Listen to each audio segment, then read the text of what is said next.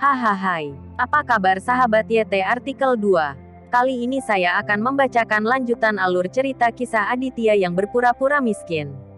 Tapi, sebelum mendengarkan kisah ceritanya, silahkan cari posisi yang nyaman dan jauhi keramaian. Dan jangan lupa pasang headsetnya. Dan inilah alur cerita kisah Aditya anak bos besar yang berpura-pura miskin.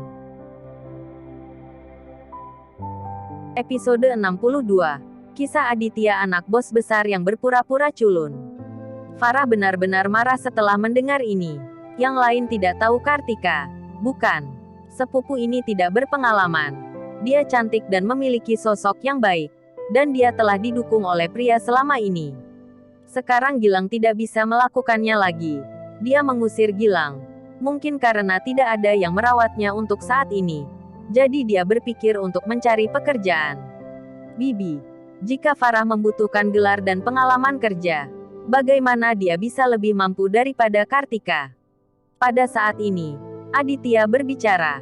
Mendengar Aditya mengatakan ini, Nurul segera menundukkan. Saya pikir berapa umur Anda? Hanya sepotong sampah. Beraninya kau membuat pernyataan yang tidak bertanggung jawab di depanku. Pergi dari sini. Apakah kamu memiliki hak untuk berbicara di sini? Nurul memelototi Aditya dengan ekspresi tidak sabar. Farah adalah istriku. Aku harus mengurus masalah ini, kata Aditya dengan tenang. Yoha, aku benar-benar tidak melihatnya. Kamu bajingan masih dalam keluarga. Terserah kamu. Apakah kamu yang bertanggung jawab? Aku tidak takut angin akan meniup lidahmu. Nurul berkata pada Aditya dengan licik. Meskipun Dahlia selalu memandang rendah Aditya, tetapi sekarang dia berada di jalur yang sama dengan Aditya. Melihat Aditya marah pada Nurul, Dahlia berhenti. Kakak perempuan tertua, kamu tidak harus melakukan ini.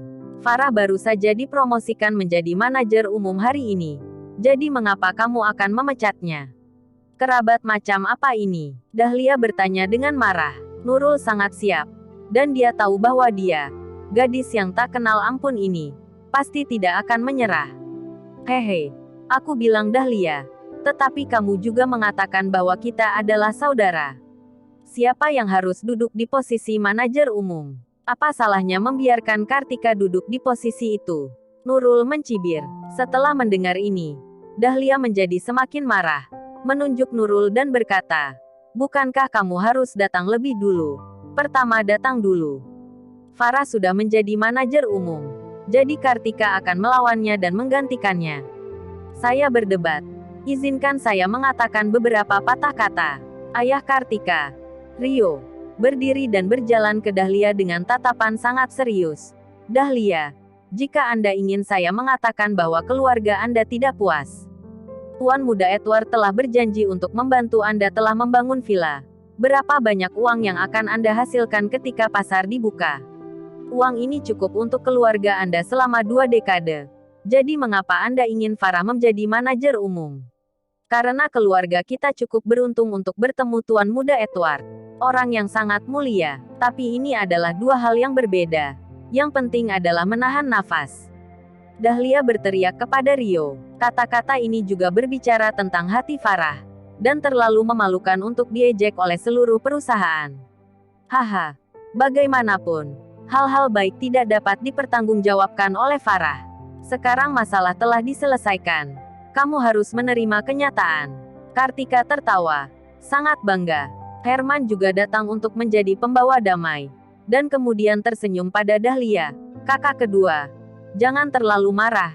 Kita semua adalah saudara. Saya melihat posisi manajer umum. Kartika duduk dan juga sama saja dengan Farah. Aditya benar-benar tidak tahan menghadapi orang-orang ini. Posisi manajer umum kecil bukanlah apa-apa bagi Aditya. Tapi jangan membuat masalah. Hari ini Aditya harus meminta penjelasan kepada istrinya. Hanya Farah yang bisa duduk di posisi manajer umum ini. Dan tidak ada orang lain yang bisa, kata Aditya dengan tenang. Begitu kata-kata ini keluar, mereka segera menarik mata menghina dari orang-orang ini. Terutama bocah seperti Rival. Dia sangat senang. Rival berjalan ke Aditya, menepuk pundak Aditya, dan berkata sambil tersenyum. Saya berkata saudara ipar, siapa yang seharusnya menjadi manajer umum? Apakah Anda tahu siapa yang memiliki keputusan akhir sekarang? Aditya mengerutkan kening ketika dia terlihat sangat sedih. Jika bukan karena fakta bahwa orang ini adalah cucu dari kakek Farah, apakah Aditya akan membuatnya melambung? Sekarang anak ini tanpa ampun dalam sekejap mata. Orang ini sangat tidak tahu malu. Dia bahkan tidak tahu nama keluarganya. Siapa yang memiliki keputusan akhir? Aditya bertanya kepada rival dengan senyum dingin. Tentu saja ini aku. Apakah kamu kira kamu yang buat keputusan? Haha, kataku kakak ipar. Hal yang paling aku benci adalah kamu membual. Kamu harus memiliki kekuatan untuk berkata di depanku. Rival berteriak kepada Aditya sangat arogan. Aditya benar-benar tidak bisa berkata-kata kepada rival. Dia benar-benar tidak menyangka sifat manusia ini begitu hina. Bukankah ini tidak tahu berterima kasih? Ibarat pepatah anjing ular diberi makan, dan dia akan berbalik dan menggigit. Kamu lupa bahwa kamu bisa memilikinya hari ini. Siapa yang memberikannya kepadamu? Aditya memandang rival dengan dingin. Hehe, tentu saja itu Tuan Victor. Apakah menurutmu itu kamu? Oh, ya, kamulah yang memohon kepada Tuan Victor. Dan aku mendapatkan apa yang aku dapatkan hari ini. Tapi ya, aku sangat dihargai oleh Tuan Victor, sekarang. Rival berkata dengan ekspresi sombong di wajahnya. Melihat Aditya dengan sinis, dia berhenti dan melanjutkan. Aku tahu bahwa kamu bermain dengan wanita yang sama dengan Tuan Victor. Bukankah kamu hanya mengandalkan wanita itu untuk menjilat dengan Tuan Victor? Aditya memandang rival dan berkata, dia tidak mengatakan apa-apa. Dia hanya melihat seberapa jauh kesombongan anak ini. Rival melihat bahwa wajah Aditya tidak enak dipandang. Dia mendengus dingin dan berkata, kamu tidak harus membuatku terlihat seperti akan mati. Itu menggangguku. Aku segera memberitahu Tuan Victor bahwa Friska tidur denganmu. Kau tahu bagaimana Presiden Victor bisa memperlakukanmu. Aditya benar-benar yakin. Bagaimana sifat rival? Bocah itu bisa sama dengan retorika Kartika. Sambil terkikik. Itu dia, saudara ipar sampahku. Jangan berpura-pura memaksaku. Atau aku akan segera memberitahu Presiden Victor, sehingga kamu tidak bisa makan dan pergi. Kartika terkikik, dan menyentuh Aditya dengan menggoda. Wajah Aditya muram. Cukup, berhenti mengatur omong kosong ini. Oke. Farah benar-benar marah, dan berkata dengan keras saat ini. Omong kosong, hehehe. Aku berkata, saudara Farah, kamu cukup dewasa. Aditya acuh tak acuh di luar. Bisakah kamu menanggung ini? Kartika tersenyum pada Farah. Farah sangat marah sehingga tubuhnya bergetar. Dia masih mengenal Aditya. Dan dia masih percaya pada Aditya. Ya, saudari, Farah. Jangan salahkan saya. Saudari Kartika tidak sebaik Anda sekarang. Saya hanya menariknya. Farah benar-benar terganggu oleh mereka. Dan berkata dengan keras pada saat ini, kamu dapat menariknya jika kamu mau. Kamu dapat menariknya ke Universal International. Mengapa kamu harus memecat saya? Di depan begitu banyak rekan kerja di perusahaan. Kamu tahu betapa malunya saya. Apakah kamu tahu malu? Apakah kamu tahu bagaimana rekan-rekan itu menertawakan saya? Omong-omong, mata Farah merah karena marah. Sepupunya sendiri benar-benar memperlakukannya seperti ini. Haha. Tapi Sister Kartika hanya menginginkan posisimu sebagai manajer umum. Rival memandang Farah dengan marah. Oke, saudara rival. Kamu tidak perlu menjelaskan terlalu banyak padanya. Kartika menarik rival.